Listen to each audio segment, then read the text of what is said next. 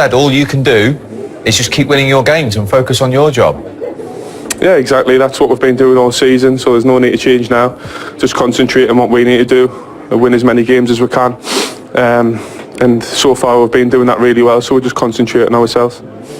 Hi Jordan, Michael Owen. I was just wondering whether you're going to be watching the City game on Sunday. I mean, it seems to be the same questions. The problem is both teams keep winning and winning and winning, so it's a ding-dong thing. But are you taking much notice of their games in terms of watching them, or just totally focusing on yourself? I haven't been watching the games. I've just been focusing on ourselves. You know, we've got a big game coming up next week, so just focusing on training, not wasting too much energy watching City play. So just concentrating on what we need to do. And obviously we all know that we need City to drop points, so that's in their control for us. We just got to win as many games as we can. Jordan, we're enjoying this thrilling title battle. It looks as though the Liverpool players are as well. The manager's smiling, you're all smiling. You don't look to see any apprehension, any anxiety? Yeah, why wouldn't you enjoy it? You know, that's what we're here to do.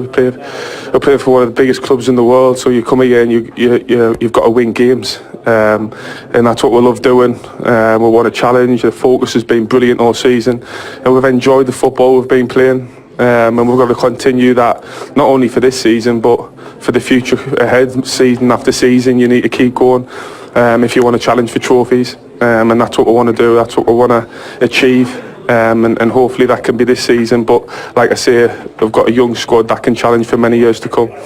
Jordan, you mentioned the word trophies, and of course every player wants to win a trophy. In Liverpool's case, it could be the two big ones this season. But if that doesn't happen, do you think it'll be you'll look back on it and think it was a failure of a season? Because obviously everybody else looks at it and thinks, wow, this is probably the best Liverpool team that we've seen in a long, long time. Yeah, listen, but at the same time I feel as though we've progressed again from last season. We're playing some outstanding stuff all season. The level's been really high, and I feel as though if we continue that level, not only this season, next season, season after, then it's a matter of time before we win a big trophy. And Jordan, just finally, Newcastle away next. If you can win that, you know you'll take it to the last day of the season, which would be a brilliant achievement and scenario in itself, wouldn't it? Yeah, that's what we want to do. We want to just take it to right till the end. And you never know in football, you've always got to keep believing. So that's what we'll try to do. Win our last couple of games in the Premier League. Couple of big games against Barcelona as well to play in. So yeah, listen, we're looking forward to the games coming up. Like you say, we're enjoying playing football. You can see that on the pitch, and we need to keep doing that, keep working hard. And if we do that, then I'm sure we'll be successful. Brilliant stuff. Really appreciate you joining us. Thank you. Freely all season, and tonight they didn't disappoint. They were just brilliant again. Probably in second gear, I think they could have gone for more if they needed to. It's always lovely going in at half-time as well when the game's already killed. You know, you'll turn up tomorrow and there'll be hardly any stiffness in the legs. It's almost like a training session. You can take it easy. So it was a great result. What are you laughing for? I don't know. What did I say that was that funny? No, the stiffness in the leg. He's right. It was like a training game. It was like a training game. I thought Huddersfield played with so much naivety. It was unbelievable. I think I saw one of probably the worst individual defensive displays from Congolo that I've seen in the Premier League. Honestly, I thought he was all over the place. The game was too quick for him. The movement was too quick for him. And Liverpool did play in second gear. And like I said, there'll be no stiffness in the legs tomorrow.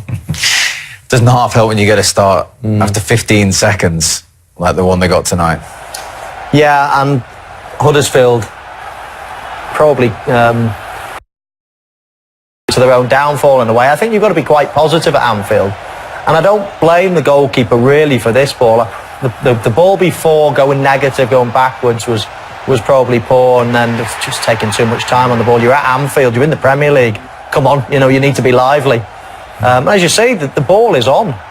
I suppose you could argue first couple of seconds, just don't take any risks and let Liverpool do what they want to do. But what a start for Liverpool, and straight away there, what chance have you got? It's hard enough coming to Anfield as it is, but to just gift the goal to start with was made their life impossible.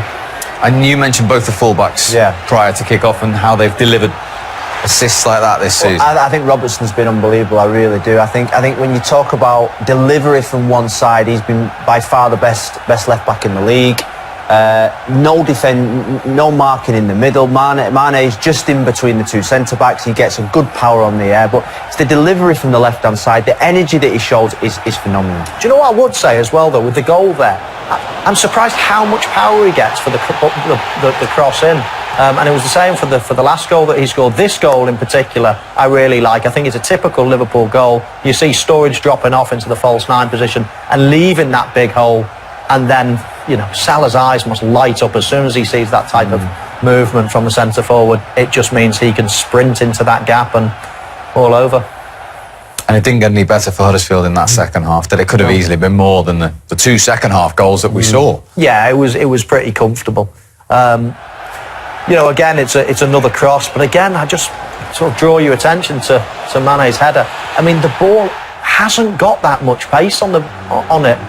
And of course, he drops off. He makes a nice little movement to the back post to free up some space. You can pick holes in the Huddersfield defence again. But look at that, the way he bullets the header in. The first one was, you know, he thundered it in as well. Considering the pace on the pass wasn't great, he really gets great contact. And this is a lovely Liverpool goal to finish. Yeah. I mean, it's the full-back again. Honestly, he is the outlet all the time. I mean, he bombs up and down. He makes good runs in behind.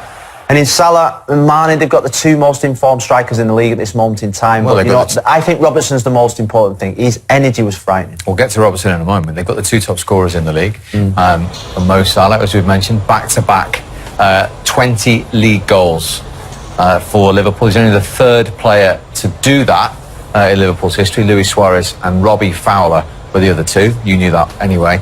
Sadio Mane has now reached the 20-goal mark as well. It's the first time in his Premier League career that he's hit 20 league goals. That's already 7 more than last season. He's one ahead of Aguero and Aubameyang. And there's 2 questions there, isn't there? We talked about Salah going back-to-back, but Mane, from 13 league goals in a good team last season to suddenly add 7 more with 2 games still to play.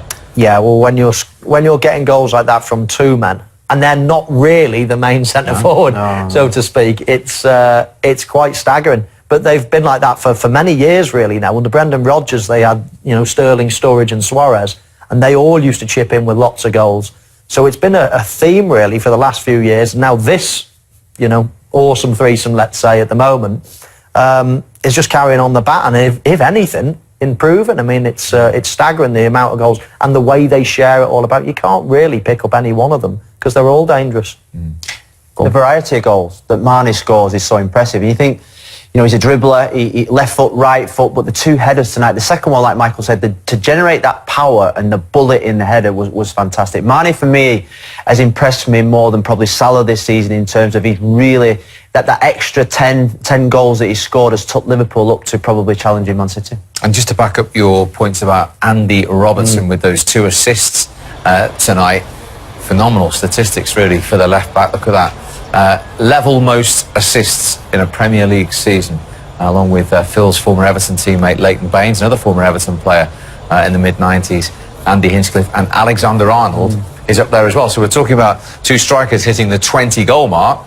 They've got 20 assists between them, Robertson and Alexander. Well, on Merseyside as well, isn't it? Liverpool and Everton players dominating. No, you know, because Michael made the point about Salah making those runs inside, Mane making those runs inside, means that the width has to come from the fullbacks. How many times do we see Robertson on one side, Alexander-Arnold on the other side, providing the width and allowing Salah and Mane to make those runs inside, where probably Man City have Sane and Sterling hogging the touchline. At Liverpool, it's the fullbacks that have to provide the width, and I say that their energy is phenomenal, but the delivery, Arnold and Robertson's delivery, sensational. And how important is that from a striker's point of view when you've got fullbacks not messing about, no step overs, but the ball's going into that penalty area straight away, like we saw for Mane and Salah? Well, coming from wide, early balls are key. You know, balls into the box, chipped in, okay, but the only way you beat a defender is to beat them before they set and to be on the move first. And if you get David Beckham, of course, he wasn't a full-back, but just to play with him, because you know he didn't have necessarily the pace to run past, but so you just know when someone's going to touch it and cross it straight away, and then you can set yourself. And again, these full-backs for Liverpool, they touch, they cross it, they overlap, and they hit it first time. There's none of this chopping back and chopping back again. It kills the centre-forward. So they've been brilliant. The way Liverpool play, obviously, a lot of people will complain about the goals coming from midfield, the creativity coming from midfield, But that allows these fullbacks. They are a team that attack really well from wide positions. It's just the way they're set up. So it's worked all season. It gives them the freedom to bomb forward. How much was he, Robertson? 7 million? 7, yeah. Probably, pound for pound, the best signing probably Liverpool's ever made. Congola was 17 million. Exactly. The best signing ever. Don't get him started on Congola. The worst signing, the best signing. Yeah, a phenomenal signing. Good statistics for Liverpool. They're back. Could you tell us a little bit about the performance, and also 11 wins in a row is outstanding. How impressed are you that the team has maintained this level of consistency in this stage of the season? Well, if you would think about something like that before the season, then you couldn't imagine that it's possible, because it's so difficult in football in general, but in the Premier League especially. And but now we are in that situation. And do you think City would have, again, 89 points, I think they have in the moment, in this moment, if we would not be around them? Probably not. But because we are around, they are 100% focused. Because they are around, we are 100% focused. So that's how things like this happen. 91 points, 2 games to go is incredible. Winning, you cannot plan winning 11 games. It's just what you try to do is winning the next one. And that's already difficult enough, to be honest. And I really thought Huddersfield did well tonight, to be honest. I know the 5-0 sounds kind of different, but they did really well. They caused us problems, but in a specific moments we were there and we caused them problems they had no solution for. That's why we scored the goals. We did a couple of things really, really well. And with all the rest, we have to be patient, passing around, stuff like that. The boys are, meanwhile, more and more confident. That's true. And we are difficult to hurt, actually, because if we make a mistake, then we still can sort it somehow in the last line and stuff like that. So that gives us this kind of confidence that we have the opportunity to go for the next chance. And that's how we scored the goals. Brilliant goals, were really nice goals after different moments, pass crosses, pass in behind, stuff like that. Nice channel ball from Shaq, nice pass from Robbo. So really cool goals, and yeah, boys deserved it. That's it. How much of a disadvantage, thinking about the Premier League run, the title run, how much of a disadvantage you think it is, if it is, having 2 extra games compared to City? How can a semi-final in the Champions League be a disadvantage? I get it. In our situation and in that fight for the title, everything will be assessed and stuff like that. This is advantages, blah, blah, blah. So we always, Champions League games were always like something completely had nothing to do with the league. So let's go for the Champions League, let's try our best, and then we'll see what happens. So we go to Barcelona. I think we are not favorite for anybody. Yeah, but that's not too important in football. But we are quite and we are good. We are quite uncomfortable to play. So that's the first job to do. Is that enough for Barcelona? In this moment, I have no idea, because I start preparing them after all the interviews tonight, and then because until now my full focus was on Huddersfield. So, and it's not allowed for the players, it's not allowed for me to think about something else. So it's not that I tell them you have to be focused, and I start, how could I play against Barcelona? It's not too important. I saw Barcelona probably more often in my life than any other team, because if you want to watch good football, Barcelona is most of the time involved. So that's all cool. But it's a challenge, but it's a challenge, that's all. And we are here to face challenges, and we have to find a solution for these situations, and that's what we try. Thank you very much. You're welcome. And those Barcelona games are either side of Liverpool's last away game of the season, away at Newcastle at St James's Park against one Rafa Benitez. But 7 league games they've won in a row now. City have won 11. There's been incredible momentum about both teams. Yeah, it's staggering. And I often think that when we talk about Messi and Ronaldo, we always think about, if one wasn't so good, then maybe the other one wouldn't reach. They just drive each other on. And I'm starting to think that if Liverpool weren't so good, Manchester City wouldn't be needing all these points. They probably wouldn't have got them, and vice versa.